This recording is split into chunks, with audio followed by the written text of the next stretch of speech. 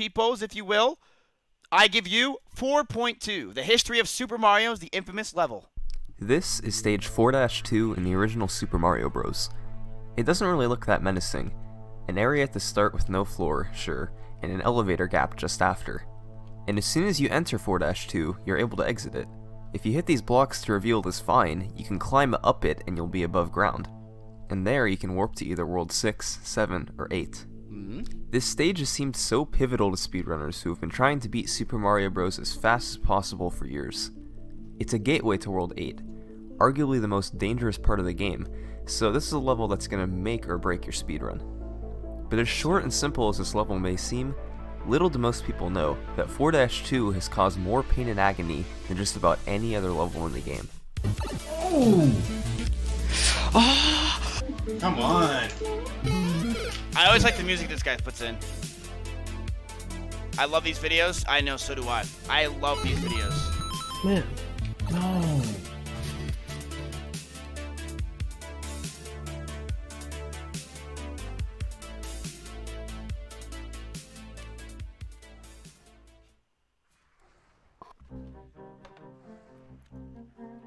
Five months after Welcome World to of the Warcraft. mid-2000s. This is when the first Super Mario Bros. Speedruns were completed. Runners such as Scott Kessler and Trevor Sagan were the pioneers, and they knew that 4-2 is a simple level with a simple goal. Run through it, climb up the vine, and warp to World 8. True. Doing that quickly wasn't too hard. Doing it as fast as humanly possible, on the other hand, definitely was. It was obvious to most back then that the start. Dude, do you guys remember a guy named Carl Sagan who was on Reddit, or not Reddit, Facebook? Do you guys remember that guy? What the fuck happened to that guy? He was famous as fuck. He streams? Wait, what? He's a comedian? Wait, is a comedian that his Facebook is dead?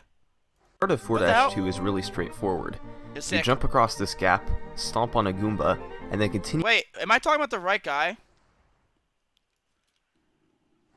He's dead as fuck? No, I'm talking about the guy that was on Facebook that was like really, really popular. His name was Carl something. He like blew the fuck up. Do you know what I'm talking about?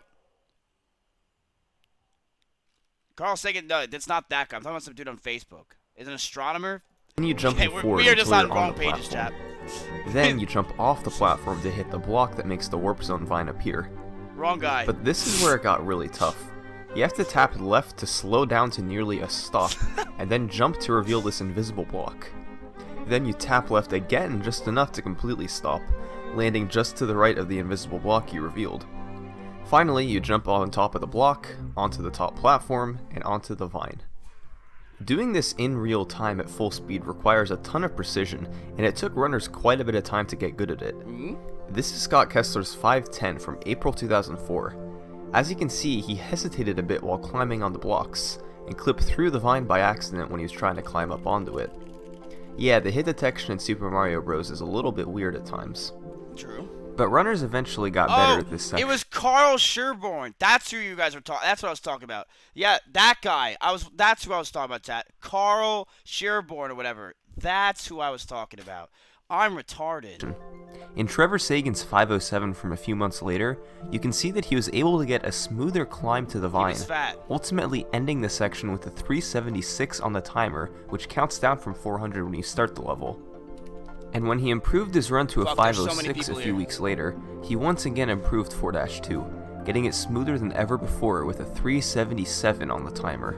77? So alright, speedrunners had established a way of getting through Dash. 4-2 very quickly. Hey, Short, And given do how you like short the level Priest? was, I was you might thinking wonder about what else could playing one possibly in be Vanilla found Smile. for speedrunners to go through the level I love quicker. you, buddy. After all, you were already going directly to the warp zone as fast as you could. But if there's one thing you should never do, it's doubt the ability of speedrunners to figure out something even faster. True. When you're playing through Super Mario Bros., you're occasionally able to leave the screen you're on to enter another screen. Sometimes this other screen is an underground coin cache, sometimes it's a bonus section, and sometimes it's a warp zone. Every time you can exit the screen you're on to access one of these zones, be it a pipe, a vine, or whatever, I'll be referring to as an exit zone. Okay. Now, 4-2 is a little bit unique. Almost immediately after beginning the level, it has 2 of these exit zones back to back. The first Pop quiz chat, what is an exit zone?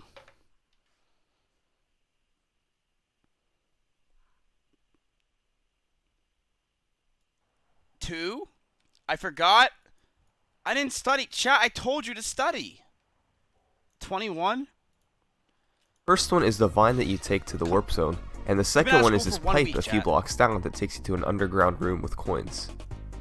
But there's a catch. The game can only have one of these zones loaded at the same time. It can't say if you go up the vine you go here, but if you go down the pipe you'll go here. So the way the game works around that is by changing what the one destination is depending on how far the screen is scrolled. Of course. For example, if you're standing here and manage to activate an exit zone in some way, the game will send you to the above ground warp zone. Now when we move forward, closer to the pipe, suddenly the next zone gets loaded. So if you manage to activate an exit zone then, you'll go to the underground section. Yeah. What this means is that if you're somehow able to get into this pipe while the game still has the warp zone loaded as the exit zone destination, the game will send you to the warp zone without playing the long climbing the vine cutscene that it normally does. The only known way to do this is by moving Mario closer to the right side of the screen. The game thinks Mario is farther back than he actually is, so it loads the exit zone destination for where the screen position is. In this case, it's the warp zone. So, players had to figure out how to get Mario closer to the right side of the screen for this trick to work. You couldn't just run forward, since whenever you passed 112 pixels from the left side of the screen automatically starts How do they scrolling, figure this shit locking out, man? Mario at that 112 pixel position. How? One of the earliest methods of doing this was worked out in the mid-2000s by tool-assisted speedrunners. Tool-assisted speedruns are a little different from regular speedruns. They're not performed in real time by a human, but rather somebody goes inside an emulator and manually tells the game which buttons will be pressed on each frame from start to finish. In 2004, Mana published a tool-assisted speedrun that showed Mario clipping into the wall at the start. This pushed Mario forward exactly 20 pixels. Fuck you, Those fam. 20 pixels were just enough to stop on the first pixel of the pipe, go down it, and be taken to the warp zone. Any farther than the first pixel of the pipe, and the screen would have scrolled too far, causing Mario to go into the coin cache. This wall clip, however, was essentially impossible for a human to ever pull off, which is our main focus of interest here. Oh, that was cool. It required jumping in just the right way, at just the right angle, and then mashing the jump button in just the right way once you're in the wall. Nobody thought that these inputs could be done back then. Simply put, this method of moving to the right was completely out of the question for a human. But another method was found also in 2004. Michael F. posted a tool-assisted speedrun that confused the game into wrapping Mario to the other side of the screen using the vine. This method saved about 2 seconds over the standard Wait, we method of effed? climbing the vine, and it was a humanly possible trick. Wait, we effed?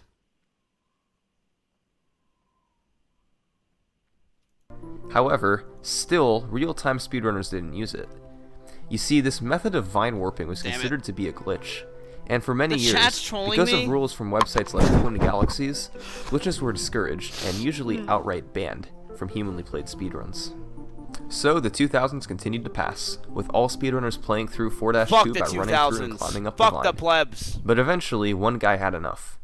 That one guy was Andrew G. While he had followed the glitchless rule set for many years, by 2007 Andrew decided to ignore it. So he began to look at the options he had in 4-2. Method 1, the block clip method, wasn't humanly possible, so he quickly ruled it out. Method 2, the vine teleporting glitch, did save a couple of seconds, but Andrew wanted something better. Tell me. 4-2 is such a small stage though. Was there really anything else he could squeeze out of it? But after a while of searching, Andrew found something that would forever change the way speedrunners played 4-2. This was Method 3, the easiest and fastest humanly possible strategy, the backwards bump method. Ooh. Alright, like I mentioned before, Mario cannot naturally move past the 112th pixel from the left side of the screen. Of course. This is a ROM hack of Super Mario Bros. That displays how many pixels you are from the left side in the upper right corner where the time usually is. Dude, I need so See, many of it's these locked at snappers. Holy 112 fuck. pixels. But check this Ravioli. out. If you run right in front of a wall, tap left to turn around, and then jump while brushing up against the top of it, this number moves forward quite a bit, meaning that Mario has moved forward that many pixels.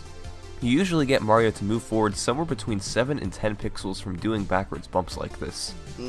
And once again, you needed to be 20 pixels farther to the right for the wrong warp to work at all, and the more pixels past 20 you were, the more pixels you had to go down the pipe.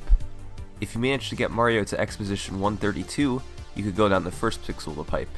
If you managed to get him to X position 133, you could go down the first or second pixel, I got and you, so idiot! on. Since it was very difficult to immediately stop on the first pixel or the first few pixels, Andrew wanted to give himself some leeway with his pixel gain. So he elected to do 3 backwards jumps in order to guarantee somewhere between 21 and 30 pixels of gain, letting him stop basically anywhere on the pipe that he wanted. The puzzle that Andrew G then had to figure out was where to do these 3 backwards jumps. Look at how long the stage itself is, you wouldn't think there's too many different combinations he could try. But some jump locations gave smaller bumps than others, some involved waiting for piranha plants to move, and some were impossible to get if you did others first. This was the first 3 bump method used in April 2007.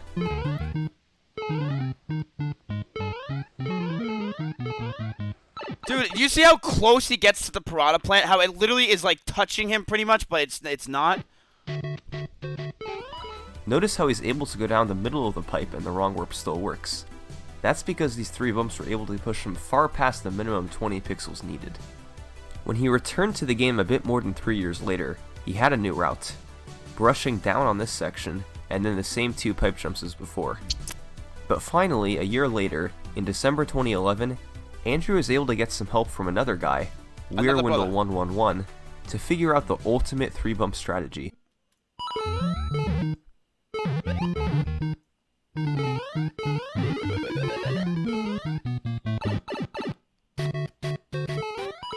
I don't notice. Chad, did you notice the difference there? Did you see it? Into the pipe at a 375 instead of a 374, and ultimately ended up saving 1 frame rule over the previous 3 Yeah, I bump saw that methods. 1 frame. That's pretty obvious. Oh yeah, you might not know what a frame rule is. 21.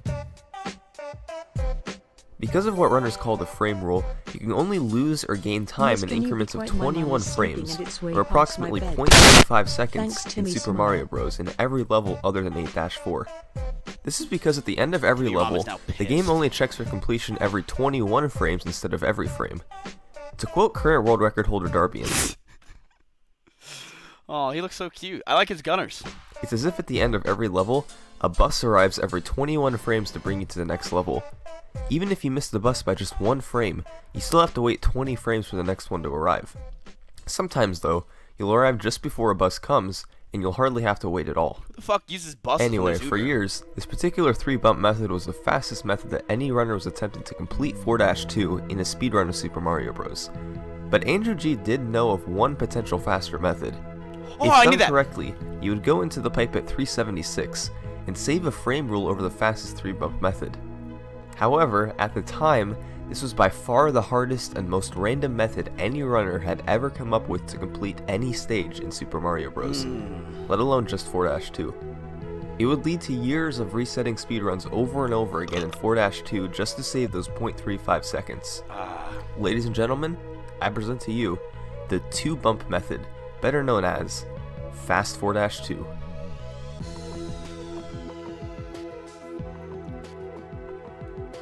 If you recall from before, you need to get Mario to X position 132 from X position 112 for the wrong warp to work. Those 20 pixels were possible to obtain from 2 bumps, since you could get between 7 and 10 pixels from each backwards bump that you do. So if you got 10 pixels from each one, then you could be exactly on X position 132, Yeah, I know the stop on the parts. first pixel of the pipe, I go got down this. it, and be taken to the warp zone. Doing only 2 bumps instead of 3 would save another frame rule over the old 3 bump method. Oh, cock. Andrew figured out that the 2 bumps that gave you the greatest chance of getting 10 pixels each were right here. You could sorta control how many pixels you got from each bump, but not reliably. It was so precise that getting 10 Chat, pixels what was bump does essentially Train just use? luck. On average, you'd get the 20 pixels you needed maybe 1 in every 4 tries. Do you guys know? But that was just the beginning. If you happened to make it to X position 132, you then had to stop on the first pixel of the pipe and go down it. If you stopped even a pixel too soon, you couldn't go down the pipe. And if you're a pixel too late, you would go down to the coin cache instead of to the warp zone. You're the best. Believe me when I say that doing this was ridiculously hard. But doing this combined with needing 10 pixels from each of your 2 bumps? Nearly impossible.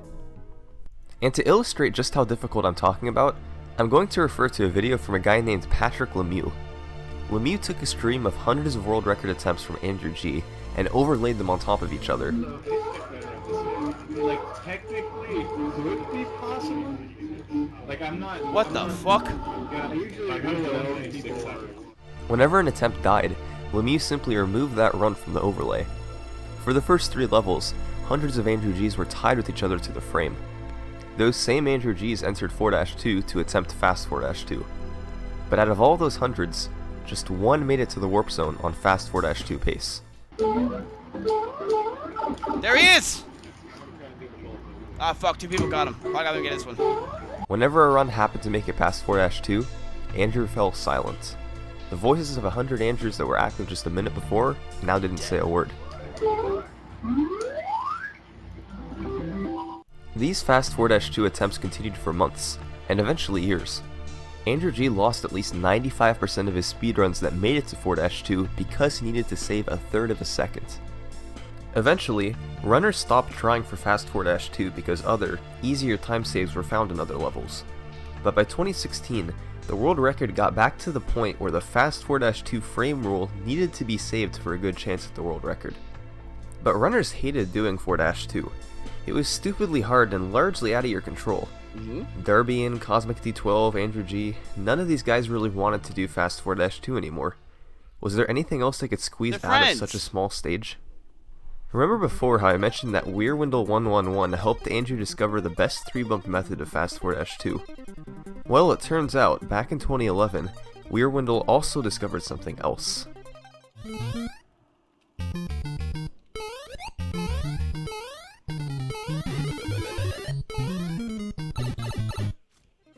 Using a TAS, Weirwindle was able to clip partially inside of a block and get pushed forward several pixels.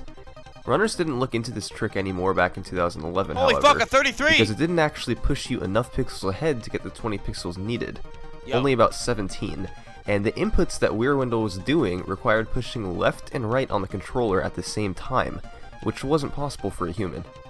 So runners forgot about it for a couple of years, but one day in 2016, Andrew G realized a couple of things. One, you didn't actually need to press left and right at the same time to get this to work. And 2, you could just do a bump earlier to make up for the pixels you're short of 20. If you did all of this really quickly, you would potentially have a few more pixels to go down the pipe, and still be taken to the warp zone. Unfortunately, it was really difficult to get enough pixels from this clip while still being fast enough to save the frame rule needed to match fast 4-2. So Andrew G went back to the drawing board.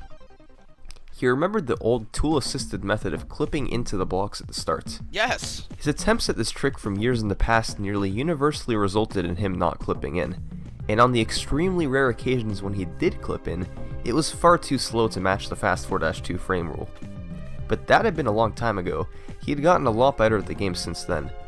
So, he tried this method again one day in early 2017. Oh my gosh, wait. He's in! Holy crap. I can't believe it. About 100,000 more times. What in the world? Holy crap! Holy crap! Unbelievably, the once considered impossible task method was now humanly possible. If done correctly, it could just barely be fast enough to match the fast 4-2 frame rule.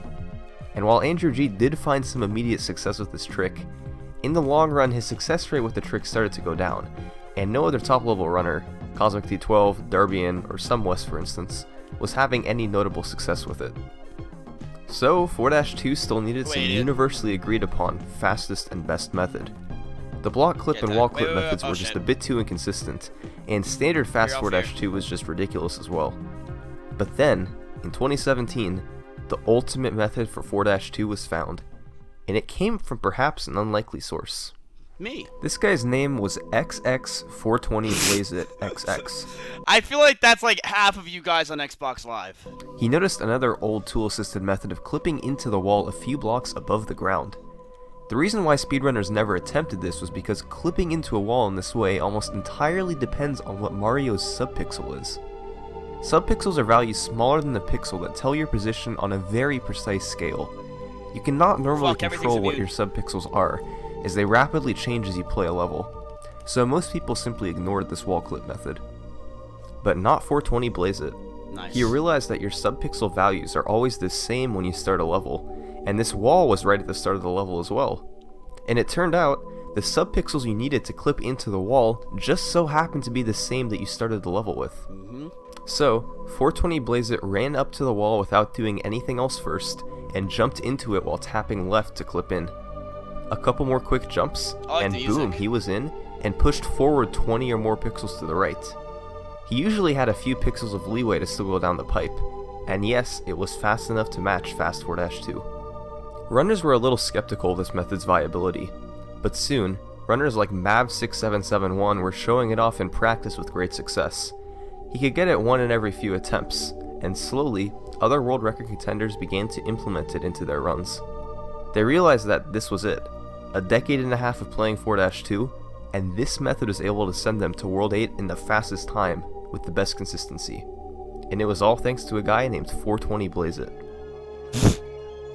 Claps and chat for Over the 420 course Blaze of 14 years, the amount of work that speedrunners have spent on 4-2 is remarkable. Game developers designed this level over 30 years ago, and I doubt they could have imagined how many people would tear it apart Look at that rocket go! to discover every little jump, every possible region that could be exploited to save time. Every few years, something new has been discovered that makes the stage even faster and more consistent, and I doubt the journey is done quite yet. Thanks for watching.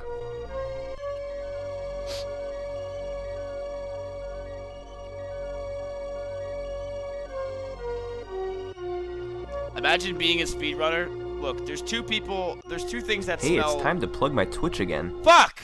There's two types of people that smell worse than anything in the world, chat. One is speedrunners, and two are Smash players. They both smell terrible.